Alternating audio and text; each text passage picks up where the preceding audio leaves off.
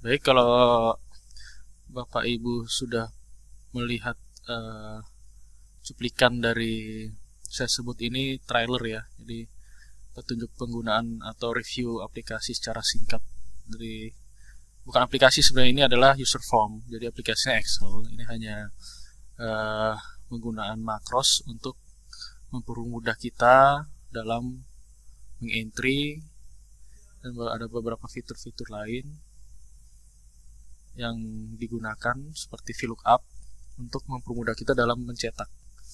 Jadi supaya mempersingkat waktu ketika kita, jadi sambil biasanya kan kita isi manual terus baru kita buat nominatifnya. Nah, di sini sambil wawancara kita sambil mengetik gitu loh. Ya, kita langsung saja penggunaannya. Ini kalau sudah pernah nonton video ini di YouTube. Nah, sekarang video yang akan saya buat ini adalah cara menggunakan aplikasinya. Oke, terus buka aplikasinya. Nah, di sini aplikasi Excel saya bisa, tapi ini kan formatnya XLX, jadi minimal menggunakan 2007 lah. Tapi kalau misalnya nanti ketika menggunakan 2007 ada sedikit error, itu bisa nanti kontak saya saja, nanti saya bantu lihat. Soalnya saya di sini menggunakan Excel 2016 atau Office 2019 maaf. Saya menggunakan Office 2019. Oke. Nah, nanti tampilan awal masih muncul jendela awal seperti ini. Ini dibuat oleh saya sendiri bersama HK Rahman Hakim. Jadi ini adalah aplikasi terinspirasi dari Sigap Yuridis yang pernah digunakan untuk PTSL. Ini saya buat dibuild dari awal scriptnya. Jadi makrosnya saya buat dari awal, tidak mengcopy paste dari aplikasi atau user form sebelumnya.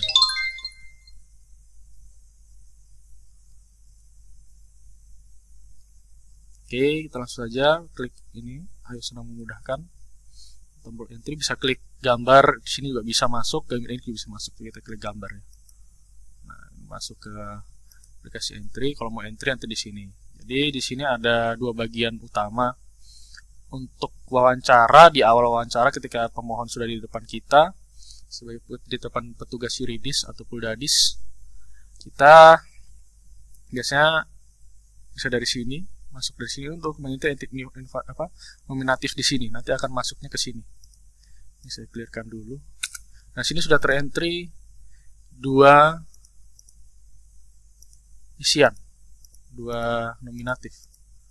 Nah, sekarang kita coba entry yang ketiga, ya kan? Jadi ada dua bagian di sini, untuk entry di sini, kemudian untuk print.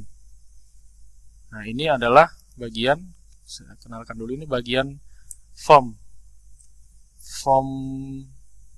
daftar isian. Jadi form daftar isiannya nanti kalau misalnya nama desanya beda atau kabupatennya beda, nah bisa diedit di sini. Kalau Bapak Ibu mau rubah tampilan di depan awal tadi Kabupaten Lembata, ya harus belajar makros dulu. Ada tutorialnya di YouTube banyak cara belajar makros, script makros. Nah, kalau di sini itu menggunakan VLOOKUP. Sehingga ketika kita mengganti data di sini, dia otomatis terganti. Begitu juga akan di sini akan berubah karena di sini hanya menggunakan rumus sama dengan data yang ada di sheet ini. Kalau sudah biasa menggunakan Excel pasti tahu lah rumus ini. Data ini ambil dari sini. Tuh, ini dibuat cukup lama, masih menggunakan form yang lama. Kalau Bapak Ibu mungkin mau modif menggunakan cookies yang baru, bisa ubah.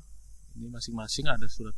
Ini yang nominatif data inventarisasi sendiri, hibahnya sendiri, sheet sendiri, wasiatnya sendiri, surat tukar menukarnya sendiri. Ini surat menukar jarang dipakai sih. Bisa jadi di kabupaten Bapak Ibu ada kasus atau tanah yang alasaknya tukar menukar. sering ini warisan dan hibah. Gitu. Ketika ada form lain seperti misalnya mereka jual beli tapi hanya kasih kwitansi, kalau Bapak Ibu jual tinggal dibuat baru saja. Saya rasa ini bisa ya, tinggal tadi rumusnya adalah ini sama dengan terus di kolom mana data itu ingin diambil. Oke, kita kembali ke cara mengisinya. Klik mau entry ini. Nah, ini untuk daftar isiannya ada lumayan banyak ya. Jadi ada nama pemohon, NIK, ini ada tanda yang perlu diperhatikan di sini tuh. Kalau nama pemohon jelas namanya siapa. Kalau NIK di sini kenapa dikasih tanda petik? Karena NIK kan lebih dari dia 16 digit ya. Sedangkan kalau Excel kalau lebih dari 12 digit itu dia akan ini angka digit setelah ke 13 dan seterusnya akan menjadi 0. Jadi di sini kenapa kita harus memberi tanda petik supaya dia menjadi format string. Seperti format number tapi dia bisa lebih dari 12 digit. Tetap terbaca seperti itu. Karena ini yang nanti kita pakai sampai ke KKP. Jadi jangan sampai lupa tanda petik. Saya rasa Bapak Ibu sudah biasa ya, kalau sudah pernah entry KKP dia di nominativasi tanda petik. Nah, ini saya sudah berikan otomatis di sini, tadi Bapak Ibu tinggal ketikkan nomor saja. Sekian berapa digit gitu kan. 16 digit biasanya. Tempat tanggal lahir, tempat lahir di sini tuh dipisahkan ya, tidak langsung. Kalau nominatif nanti tetap kolomnya terpisah. Nanti kalau membuat untuk nominatif seperti penelitian lapang, nah itu nanti bisa pakai rumus N dijadikan jadi satu kolom bisa. Jadi sini tempat lahir misalnya Rumang, tanggal lahir sudah kasih bulan nih, sudah kasih format nih, bulan, hari, tahun. Jadi T itu tahun, hari, tahun. Kenapa? Karena kalau dengan Excel settingan bawaannya.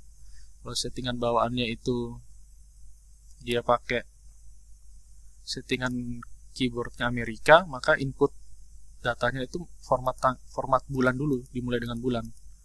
Itu karena saya sudah biasa pakai itu, jadi saya setting. Sedangkan kalau Bapak Ibu format settingnya di komputer itu menggunakan settingan Indonesia, keyboardnya Indonesia, berarti nanti dia hari duluan. Nanti dicek. Kalau misalnya di sini formatnya saya sudah buat untuk tanggal, yang diperhatikan di tanggal ya. Ketika di entry terus tidak berubah menjadi seperti ini, 20 Februari atau 20 Maret atau pokoknya bulannya tidak terdetek lah, itu berarti format Bapak Ibu menggunakan format bulan, format hari, bulan, tanggal, format Indonesia. Kalau di sini komputer saya menggunakan format bulan, hari, tanggal, saya malas menggantinya, jadi di aplikasi di user form ini saya menyeting seperti ini. Jadi tinggal diganti bulan berapa, hari apa, tanggal berapa, hari itu tanggal, tahun berapa. Begitu juga ini tanggal berkas. Tanggal berkas awalnya saya membuat today, tapi di rumusnya ini saya akhirnya mengganti menjadi isi manual aja gitu. Karena kalau kita pakai today atau rumus tanggal hari ini, jadinya ketika kita buka Excel, maka tanggalnya akan menjadi tanggal hari ini. Nah, berarti itu kan tidak sesuai dengan tanggal wawancara. Harusnya kita wawancara tanggal 2. Nah, ketika kita buka tanggal 4, dia akan keset otomatis menjadi tanggal 4 gitu. Nama Australia ini jelas ya, nama anak pertama sesuai dengan ini format isian, alamat domisili, alamat pemohon, alamat domisili, bukan alamat bidang ya, bukan letak bidang. Pekerjaan jelas, ini pekerjaan menggunakan Dropbox atau combo box kalau di bahasa istilah makrosnya, istilah Excel ini combo box. Ibu kandung, nama ibu kandung jelas, data bidang tanah, tahun penggarapan jelas, tahun penggarapan ini alas haknya apa, itu bisa bisa dipilih, hibah, warisan, jual beli, tukar menukar. Kalau mau ditambah di sini harus, kalau bisa tidak ada di sini pilihannya, bisa diketik manual saja, bisa diketik manual. Misalnya tanah ulayat, ini tidak ada kayaknya tanah ulayat. Petugas siapa ada di sini. Misalnya kalau mau diganti nama petugas nanti diketik saja sih. Tapi kalau mau di otomatis Dropbox nanti bisa kontak saya mana yang mau diedit. Kalau mau belajar sendiri lebih baik sih, ada tutorialnya nanti saya share juga. Kemudian batas-batas utara, timur, selatan, barat. Nah itu kalau sudah tahu bisa langsung, sudah tahu data ini biasanya habis diukur kan langsung wawancara, atau kalau wawancara sebelum ukur ya nanti bisa diisi di nominatifnya manual atau diisi ditulis manual, karena ini sebaiknya langsung di print. Setelah masuk di sini langsung print biar pemohon langsung tanda tangan, jadi lebih mempercepat, karena kan takutnya pemohon tidak kembali lagi. Jadi minimal kita sudah dapat tanda tangan di atas materai. Riwayatannya jelas ya, tahun 60 ya. Biasanya kan sejak tahun 60, misalnya setelah 60 kemana itu nanti. Kalau mau dirubah tahun perolehannya bukan 60 bisa, nanti diganti manual saja, tapi masih manual, belum saya rubah. Nanti akan saya sempurnakan di versi 3. Surat hibah sama, kalau PP hibah berarti hibah saja yang diisi. Kalau dia warisan ya warisan, hibah tidak usah diisi, otomatis hibah tidak terisi. Ketika nanti pilihan print yang di print cuma surat warisan. Begitu juga tukar menukar dan sebagainya. Di sini ada keterangan nomor urut terakhir, itu menunjukkan bahwa ini sih agak berbeda ya dengan aplikasi PTSL. Kalau PTSL belum ada fitur ini. Jadi kalau sekarang di aplikasi yang user form yang Redis itu sudah ada info ini, ada info data yang sudah terentry terakhir nomor urutnya berapa, 2. Nah, di sini 2 kan. Nah, di sini sudah jelaskan 2. Jadi kenapa harus ada ini? Jadi sekarang kita tahu sekarang yang kita entry adalah nomor berapa? Berarti nomor 3. Nomor 3 yang kita entry. Oke, misalnya kita entry nih nomor 3 nih. Nomor berkas ini wajib diisi. Kalau nomor berkas tidak diisi ketika Bapak Ibu klik simpan, nah, muncul. Ini juga di fitur PTSL tidak ada, di aplikasi Sigap Juridis tidak ada. Ini saya coba modifikasi dengan script baru. Ada nanti tutorialnya untuk membuat script ini, script makrosnya. Nomor berkas tidak boleh kosong, otomatis ada warning seperti ini. Jadi dia tidak akan bisa menyimpan data Bapak Ibu sebelum Bapak Ibu memberikan nomor berkas. Jadi harus diisi nomor 3. Kalau nomor berkas diisi nomor 2, sama juga dia ada warning, nomor urut sudah ada, karena nomor 2 sudah ada. Begitu punya juga kalau Bapak Ibu isi 1, disimpan, nomor urut 1 sudah ada. Jadi dia hanya mau terima 3, nomor 3. Tuh, jadi dia tidak bisa menyimpan nomor urut yang sama. Simpan, nomor urut oke. Nah, di sini yang wajib diisi nomor urut. Bisa data sudah di-entry ke database. Berikutnya di versi selanjutnya saya akan tingkatkan, kalau saya ada waktu ya, mungkin di tengah pandemi corona ini ya banyak waktu kita untuk eksperimen. Jadi untuk Bapak Ibu yang punya waktu, mending daripada kita bingung, kita coba iseng-iseng belajar makros, karena bermanfaat juga untuk instansi kita.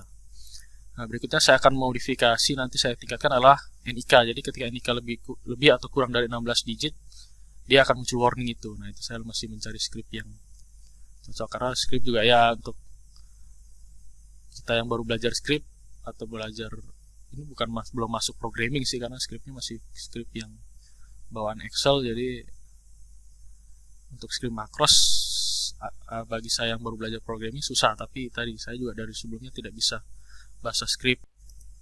Cara membuka search atau kode makros di VBA, user form VBA Excel itu bisa diisi dari sini, developer, view code, atau langsung tekan Alt F11, Alt plus F11, langsung terbuka user form. Jadi cara lihat scriptnya di bagian form ini, yang ini user form yang dipakai. Klik bagian ini, klik 2 kali di bagian kosong itu, langsung muncul ini script yang dipakai. Kalau mau dimodif di sini. Ini script, bisa teman-teman tahu kalau script yang bisa buat ini dibuat dari awal. Ya, berdasarkan tutorial dari YouTube. Jadi bukan saya mengcopy paste script dari aplikasi form Sigap Juridis. Seperti itu. Tutup ya. Kita coba run lagi, kita masukkan data yang keempat, kita isi nama pemohon, isi sembarang aja, simpan. Oke, ini sudah terentry. Nah, sekarang cara ngeprint itu kita ke sheet siap print. Nah, di sini yang di print data inventaris. Tadi yang data inventaris ini ada 8 halaman ya. 8 halaman. Nah, nanti misalnya mau di print urutan nominatif, urutan daftar nominatif urutan 1. Nah, nama anak Yusuf itu sudah keset, umurnya usia sudah ada. Usia ini menggunakan skripnya saya sembunyikan di sini ya, biar saya sembunyikan di sini. Nah, ini skrip, ini anggota keluarga, sudah ada rumusnya juga. Umur di sini, umurnya menggunakan function ini, bisa dilihat di antara V dan ini saya hidden biar tidak mengganggu tampilan. Di belakang anggota keluarga juga kalau kita isi 4, dihitung sama istri sama suami, anak 4 ya 5. Itu standarnya. Kalau dia nominatif kan lebih dari 4 ya, kita nanti bisa jumlah keluarga di sini otomatis diisi sih. Nanti kalau mau dimodif bisa dimodif di nominatifnya ya. Ya di data keluarga. Tuh. Jadi kolom ini saya hide ya, saya sembunyikan supaya tampilannya lebih menarik. Nah, jadi kita pastikan sebelum kita mau print, pastikan dulu betul tidak. Nah, kalau dia memang warisan, yang diisi warisan, berarti warisan saja yang dicetak, kan pasti salah satu ya alasaknya antara hibah, warisan, atau tukar menukar gitu. Jadi kita pastikan dulu. Kalau misalnya masih ingat dari awal sudah isi dia apa ya, pasti yang dicetak hibah. Tapi lebih aman sih pastikan dulu alasaknya. Biasanya yang keliru itu alasak, kita isi dia hibah tapi kita print warisan juga, akhirnya kan printnya double itu. Jadi print data inventaris paling pas ini di print, karena ini data subjek dan objeknya di sini. Nah, jadi dengan menggunakan aplikasi ini 1 sampai nominatif sudah terbentuk lengkap sekali sampai riwayat tanah. Jadi untuk pembuatan nominatif seperti data penelitian lapang, atau persiapan untuk sidang PPL itu sudah ada, batas pun sudah ada. Kalau Bapak Ibu kalau teman-teman sudah mengisi batas dari awal, maka lebih enak lagi gitu loh. Jadi kalau sistem kerjanya sudah baik, tugas ukur datang, batasnya sudah ada, bisa langsung sudah dibuat, disketnya sudah jelas, ya bisa langsung diisi di sini. Tuh, atau dikosongi dulu, mungkin menunggu batas yang sudah fix setelah dibuat PBT bisa, atau dibuat peta bidang tanah, batasnya mungkin namanya lebih fix gitu kan, supaya datanya lebih besar. Tapi nanti resikonya nanti kalau diisi kemudian ya nanti batas-batasnya diisi manual, ditulis tangan gitu loh. Kalau sudah ada sebelumnya enak, bisa langsung tercetak di format isian, daftar isian.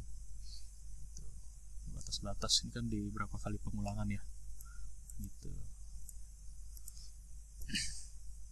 Oke, untuk seperti itu. Nah, ketika pertama kali digunakan, itu settingan printer ini yang bermasalah, settingan margin. Jadi ketika kita misalnya waktu di Bapak Ibu pertama kali buka, nah itu kan biasa kalau komputer biasa menggunakan settingan kertas A4, nah dia jadi ini kacau marginnya. Jadi dicetak bisa sampai 17 halaman, ada yang 9 halaman. Nah, jadi pastikan ketika masuk yang di set pertama sebelum di print, atau kalau bisa sebelum menggunakan visual form ini adalah dicek dulu. Ini pertama size aja. Di sini margin saya sudah atur sehingga kalau ukuran kertasnya tuh F4.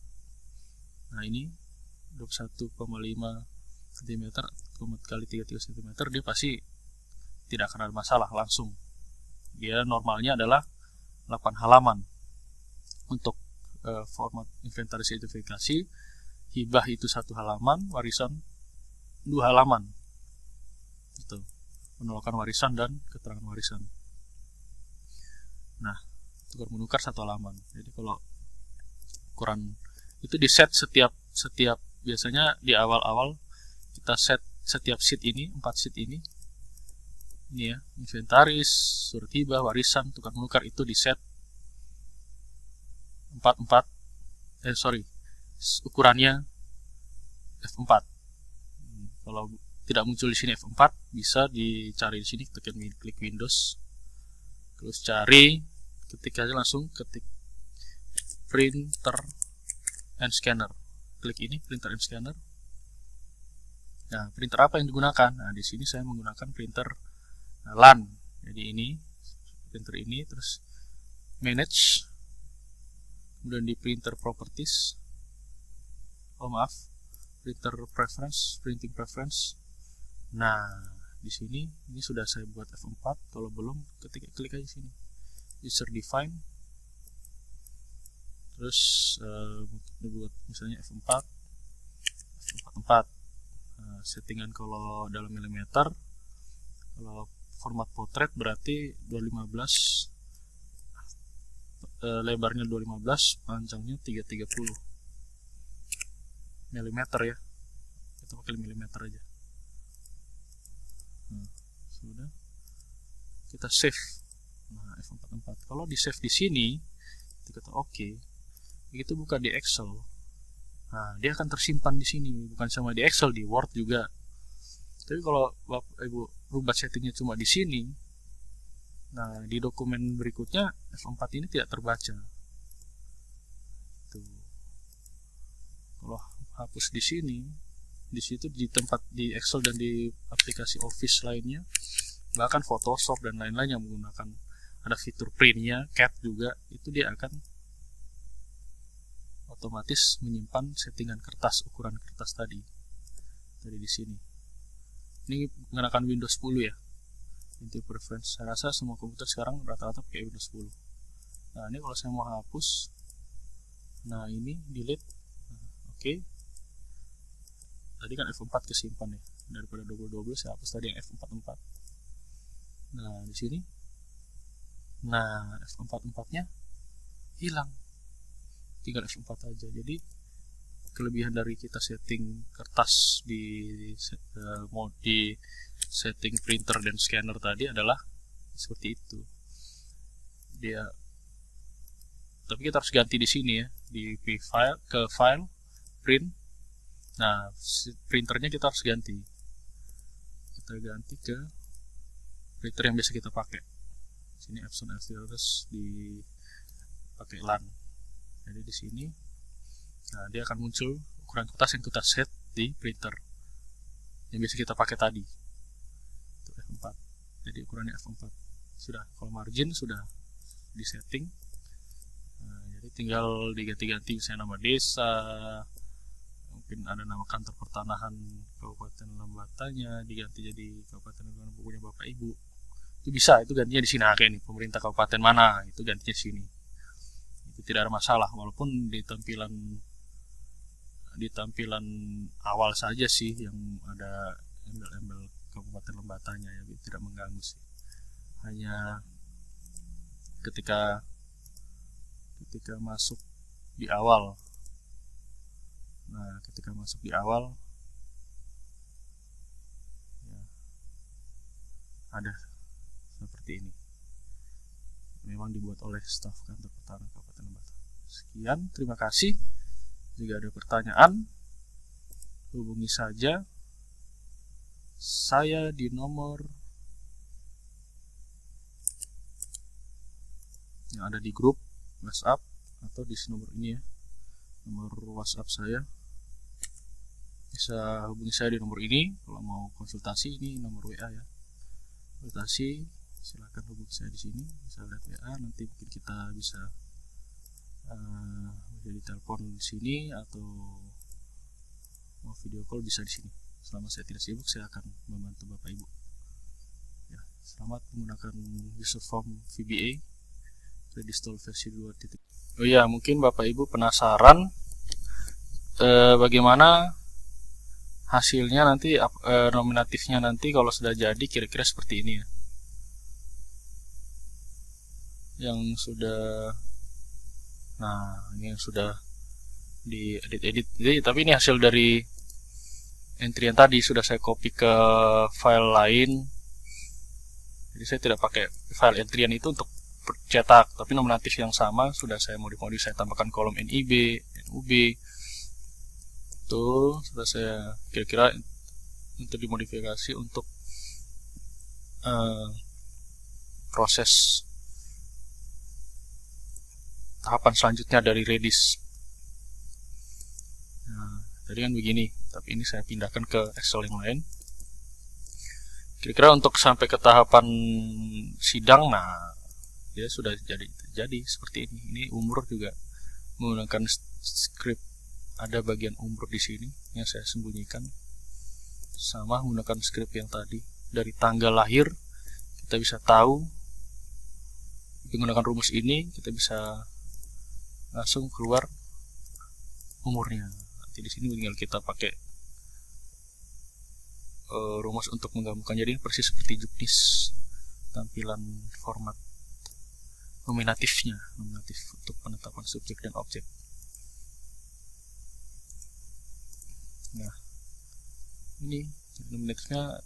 Jika ada pertanyaan, bisa tidak sampai ke usulan penegasan atau penetapan subjek dan objek, sangat bisa, karena alamatnya lengkap, domisili pun ada di objek tadi. Tinggal dengan Excel bagaimana menjanjikannya.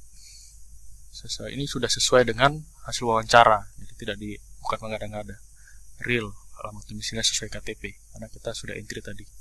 Nominatif lengkapnya kira-kira seperti ini. Ini 500 bidang di Lembata. Nah, NUB, NIB ada semua, KKP fisik, yuridis. Setelah diaplikasikan nanti ada. Jadi ini sudah real, sudah sesuai. Nama anak semua lengkap. Ini yang lengkap, tapi yang kita pakai nanti pasti kita seleksi kolomnya.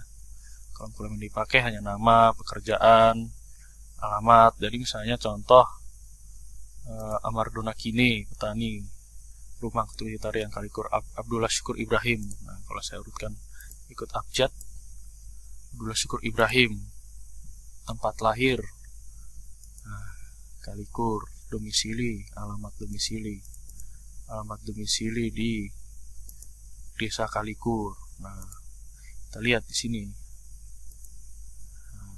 Domisilinya, alamat subjek, domisilinya Kalikur, gitu loh. Jadi kalau tidak kan biasa ya mungkin karena data tidak ada ya akhirnya dianggap sama semua rumah, padahal tidak. Alamat subjek atau alamat domisili harus sesuai dengan KTP. Gitu, alamat letak tanah yang ada di desa rumah atau desa lokasi Redis. Jadi seperti itu. Itulah kelebihan dari menggunakan user form ini. Jadi kita nominasinya kita tinggal olahnya lebih gampang, tidak perlu mengetik lagi setelah wawancara sudah isi dengan tulis tangan, kita mengetik lagi nominatifnya. Kerjanya ini mempersingkat atau mengersingkat waktu kerja sih dalam inventarisasi atau pengumpulan data. Jika ada masukan, saya sangat mengharapkan masukan dari Bapak Ibu untuk supaya aplikasi ini semakin lebih sempurna. Jadi atau user form ini semakin lebih sempurna, yang akan saya sempurnakan di versi 3.0 ini, 3.0 nanti. Terima kasih, selamat bekerja. Ayo senang memudahkan.